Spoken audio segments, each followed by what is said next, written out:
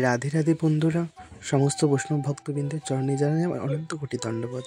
আজকে ছিল শর্তিল একাদশী, তাই যাব মন্দিরে। তাই সকালবেলা উঠে তিলক আহ্নিক করে নেওয়ার পর আমি চলে এসেছিলাম গাড়িতে। তারপরে মন্দিরে আসার পর দেখলাম মন্দিরে এখনো কেউ আসেনি, তাই একটু ছাদ বাগানে ঘুরছিলাম।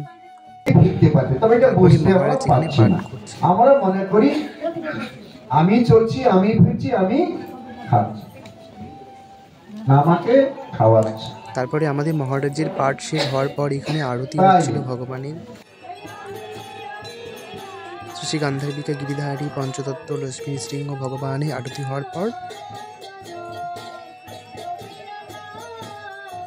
চলে এসেছিলাম প্রসাদ হলে। এখানে অনেক ভক্ত সমাগম হয়, সবাই সারিবদ্ধভাবে প্রসাদ পাচ্ছিল।